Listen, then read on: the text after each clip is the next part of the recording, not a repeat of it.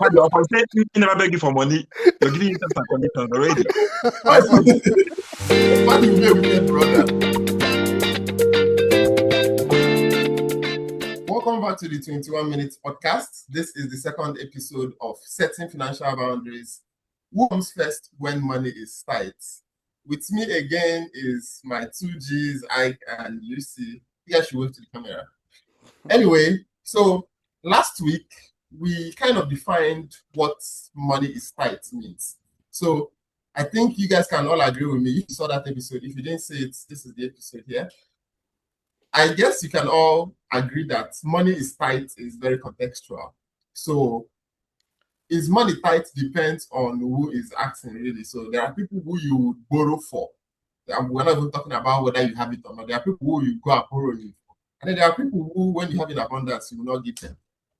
But we stopped at if the person is a close family tie, somebody who you will go to bat for, and you continue to give them, when does it become a problem? When do you stop? What are the boundaries? So I want us to jump right into it. Ike, so last week we talked about you talked about if it is your brother, you would do anything. You wouldn't even think about it. Which you say the same thing. So let's assume that your brother is a hooligan. And Don't use the word. Okay, let me help you. Don't use the word. They say too much. Well, I get your point. It's a hypothetical, so okay, imagine. Because I'm like, my brother is a hooligan, no? We'll continue. So what if that your brother is irresponsible? And remember, you know how you love your brother currently, but so imagine that he's irresponsible, and each time you give him money, he throws it away. He wastes it on something. He will give you a sub story or one very beautiful story. At what point do you stop giving him? Because you know, if you don't give him, he will die. He will literally fall off the face of. Well, maybe not. At what point? No. Like, at what point would you stop? The moment you added die, that will never stop. Or you are enabling Yes, him. but let's remove that for let's remove that for a little bit now. The Okay. life or death one. The Okay. question that I'm hearing from you is that I have a brother that I've known to be irresponsible with money, right? Yeah. I have 5 M's in the bank, or I have 4 M's, and I'm saving to buy a land for 5 M's. Yes. And he needs 800K for something that he told you is very, very serious. But you know him. You know, Okay. say no serious like that. So you're saying this serious and you're still making it very vague. You get Exactly. This So- is how the situation is for everybody. Who is in this situation. no, yeah, but there are stories that I would hear and I would believe. There are stories that I would hear that I would be like, it's an obvious lie, whether it's serious or not. So You get me? So I think maybe if you can clarify what you mean by serious, instead of just saying serious. Okay, you act as the hooligan brother. I'm not a And I'll- hooligan.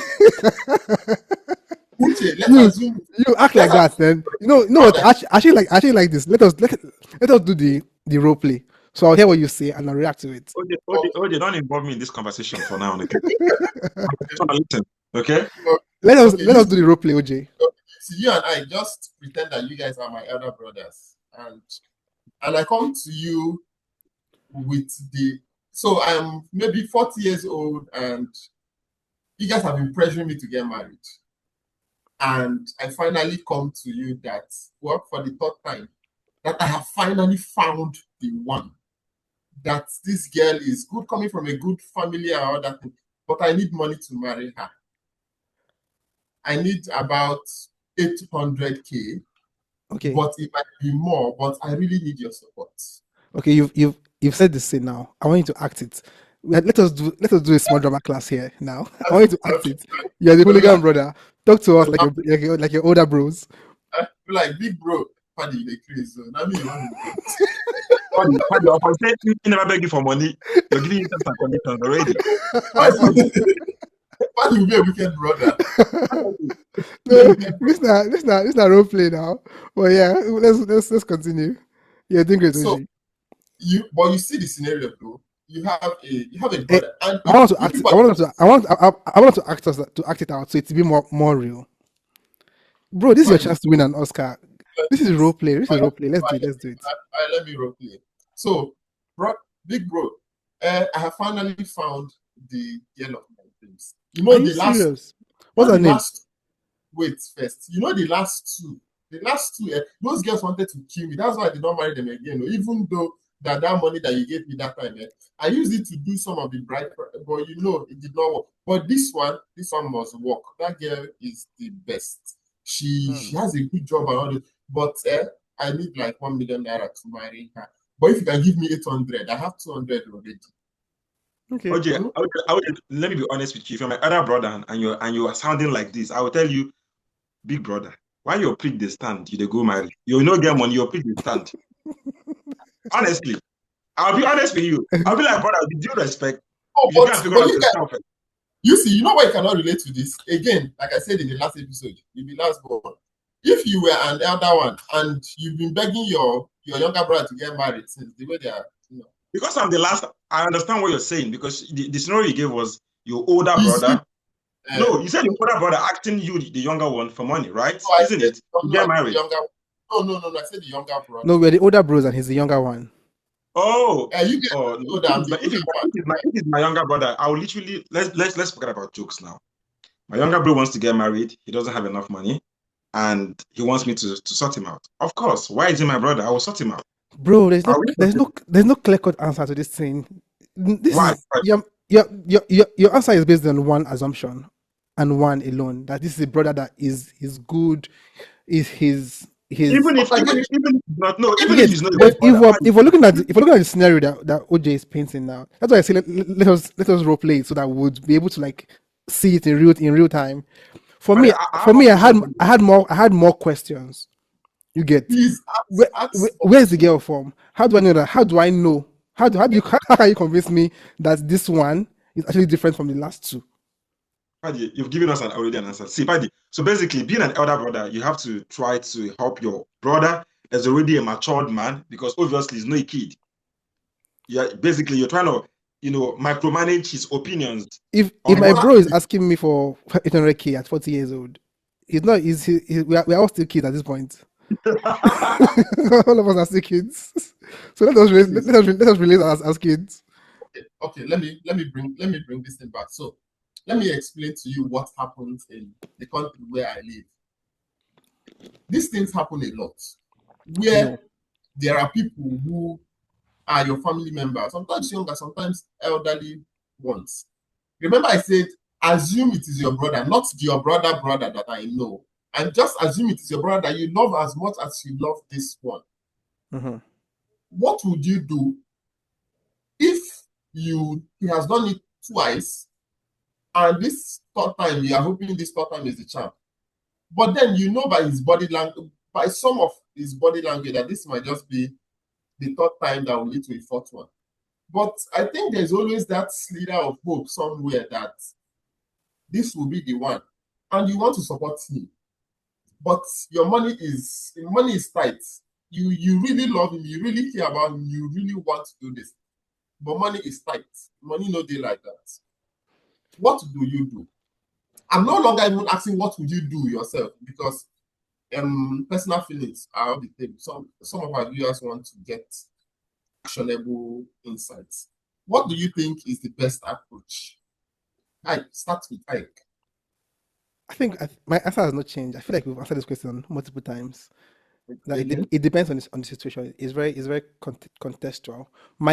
I'm working towards a goal of spending my 5 M's to buy land, right? If this person is coming for me to come and marry, if this is the third time, I will prioritize me buy my land over him marrying. So I'm not saying no that I will not support him for marriage. I will say, okay, chill for a few months. Let me save my 1 M and get me to 5 M's so I can buy the land I want to buy. And then we'll talk about this again. I won't say I'll support you. I say we'll talk about it. So that 6 months is enough. Is time for me to also test that. Oh, this person is serious with this girl, right? So that's what I would do. You see, do you agree with that? Yeah. To be fair, honestly speaking, 3 times supporting him and then he fails, I feel like it's too much. And if I was his elder brother, I would call him to order. I would ask him questions like, "What's happening, bro? Why are you what's happening? Like, why is it that every single step we take towards making this work out for you is not working out? I will try to question him to know the problem. And if the problem is sometimes you never can tell, things can happen in a relationship. If the problem is something that you can't control, is not based on his carelessness, yeah, I'll support him. But if it's based on his carelessness, based on him not being able to, get himself together, let's say he's an alcoholic and, it's not working out for him. For me, I'm very strict though. I believe that if a man wants to get married, he needs to fix himself. If my younger brother has those issues and he wants to keep a lady in his home, I don't think he's fit enough to get married. So I will be like, honestly, bro, I think you need to work on yourself on some things first before bringing someone's daughter into your home. So So make that's him what no I'm man. Make it nobody now. Every man pick the stand. You need to. You a bad elder brother. I think my life. What's wrong with you guys? But what Ike said has, I think Ike's idea makes a lot of sense. So you see that, for me, this is my take, and I'm drawing from what Ike said. There is this saying that if you do not need to act now, don't act now. Or rather, if you don't need to take a decision or make a decision right now, don't make it. Like there's a saying. And I think it works perfectly for these kind of scenarios when you have somebody that you really love and care about, and then the person is constantly failing you, but you cannot abandon them because of blood. I think in this type of situation, the best thing is to delay action just for a while so that you get more clarity. Okay? Okay, OJ, my question is, so do you think that it's best for you as an elder brother to wait before you execute, rather than finding the reasons why your younger brother is not able to sustain his relationships, like, to make his relationship to work out? You already know why he's like that. You have just accepted him because you know. How do you know? What if it's a third party effect? What if it wasn't really what you're thinking? Because you think you cannot manage funds. What if it's something else? He has, I mean, if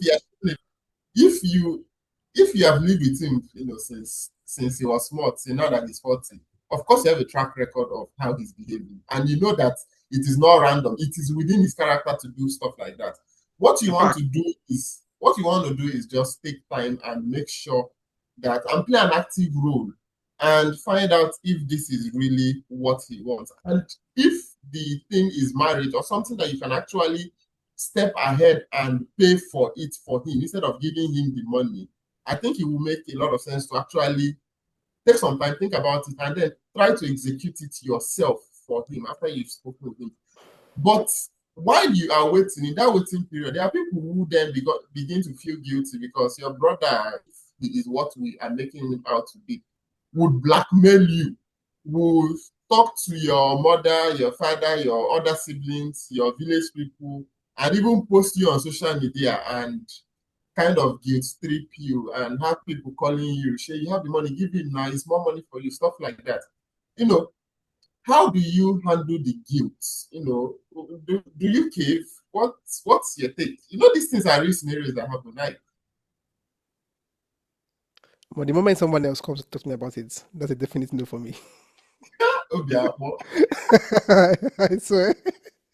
The moment someone else comes, like the moment someone else outside my immediate family comes and talks to me about it, it's at that point in time, anything I say, I'm holding myself accountable to it. So if I've been saying no since, now I have more reason to be a man of my words. you see how far they begin to guilt trip you. Would you cave? For me, I don't think, like I told you guys, I didn't buy into the opinion of letting your own personal family member to suffer. But let's say it happened and they begin to guilt trip me. I chose the opinion. I chose not to do it. So whatever guilt trip they want to give me is not gonna work. Honestly. What if it's your wife? Your wife wants to get something. You guys are married, and your wife wants to get something that you think is not important, but she loves it. And Okay. she continues to, it is not important. Okay. Do you and you guys have another goal? Would you give in? Especially if she starts guilt tripping you. That's manipulation techniques, first of all. I have to come from that angle. It's manipulation. It's being manipulative. Because you cannot trick me. When we have a goal, I will discuss with you. We have a goal to achieve, and this is what we want to achieve. It depends if it's a priority. If it's a priority, honestly, because like Paddy always say, there should be more details to the question. If it's a priority, of course, my partner's priority should come first. But if it's like a non-priority and we have a clear goal we want to achieve, come on. Let's say we want to buy a property and you want me to take on a luxury vacation. Something like that. Yeah, I mean, what's the correlation? What's the correlation between me spending a lot? I will explain to my partner, this will cost us a lot of money, and this money we have, we cannot spend all our money on vacation. I would suggest maybe cheaper trips, maybe Thailand or cheaper countries we can go on holiday. Yeah, an alternative option. Then if she wants to guilt trip me, that's a clear manipulation tactic, which I will not fall. Alpha, what do you think? Bro, I was talking about manipulation. I lost my thoughts. Ufo cannot be gaslighted. Make sure your wife is not there before you make your opinion. Make sure your wife is not No, there. I actually don't have any thoughts here because this is not something that I can see happening. So I can't even relate. You see the way Paddy slide the decision. You see the way Paddy there is no way, because I gave you guys a clear answer to this question.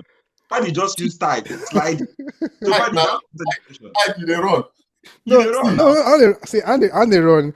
Like it's a scenario. It's a scenario your friend is going through. Okay. There's no, first of all, let me put this out there. There's no one goal that I have. Before they laugh. There's no one goal that I have that's not the same goal as for me and my wife. You get? So there's no scenario where she will come and tell me, oh, let's go on another vacation, or I want the break-in when we're saving towards buying something. But let's say hypothetically that happens. Yes, that happens. Let's say okay, that happens. For me, it will come down to like a numbers thing, right? If she wants a luxury vacation, and we're saving to buy a property, right? I would look at, okay, how much is this vacation? Because this vacation, I will also have a good time, right? I will also enjoy my time there. So I will look at the vacation and see how much backwards it will set us back in our plans. You get, and that will inform the decision. If the vacation will cost us 10K, for instance, and I can save 10K over 3 months, to me, I just seem like, okay, I'll delay buying the house in the winter and buying it in the spring. You get, so those kind of context. If 3 months is too much, to delay the goal for, I'll look at, like Ufo suggested, look for alternative vacations that are not so expensive. You get, and say, okay, how about we do this instead? Sorry, go ahead. You guys have not answered the second question. What if she guilt trips you? You guys did that part. I will go for the guilt tripping. You go for the guilt tripping? Yeah. You see, like I said, by the time first of all, I think I would like her to do some work. So guilt tripping, manipulation, these are all tactics that you can applaud somebody who is able to pick it up, especially for non or very low emotional people like me. So if she guilt trips me and it works, I will applaud her. If it doesn't take me too much away from my goal, of course I will go, and then I'll hold on to that guilt tripping for when I need to do my own emotional manipulation. That's interesting. For me, my answer stays the same. So let's say, okay, now we're assuming that she wants a vacation, and I've said no, right? And she now goes on social media. If I go on, no, that was a guilt tripping now, like posting on social media and calling friends, right? That's one way of doing it. Anyway, there are so many ways to guilt trip. Every morning and every night. Guilt tripping can be done in different ways. Yes. You get some ways that are private. You get this is the one that's most effective for you. The ones that are private and the ones that are public. You get, so let's assume that if she's going the private route, you know, the one that's effective for you. I'll fall for the guilt. but the moment it goes public, the moment I go on WhatsApp or on Instagram and I see like some random post, she would have pissed you off. I will double down. I'll be at that point I'm angry and I'll double down on my no. Yeah. You don't need to explore that. Anyway, so guys, we are time, and to our viewers, I just want to say, some of my friends, these my friends here, some of them are hard artists, so we do not take everything they say straight up. And I think at the end of the day, everything is situational. You have to look at the person who you are dealing with. So the track record, the experiences you've had with the person and stuff like that. These things will help you make a decision. By the end of the day, I think it's best to delay making that decision so that you can get some more clarity, as long as it is not an emergency. You can delay that decision, get a lot more clarity, and then decide objectively whether you want to fall for that trap or not. Because mostly it's usually a trap. But when you fall with that trap, you don't end up regretting it because you did it with your eyes open. Abi, na lie. It's your opinion. It's your opinion. Yeah, but my opinion makes sense now. This podcast not finished for today. Let's take episode anyway, because there is a third episode to this. Let's talk about unspoken expectations for that one child that blows, that one tree that blows in the family. So maybe there are people who are coming from poor homes or stuff like that, where one person is, sees the light. Is it his duty to carry the rest of the family along? But that will be in our next episode. So catch you again next week.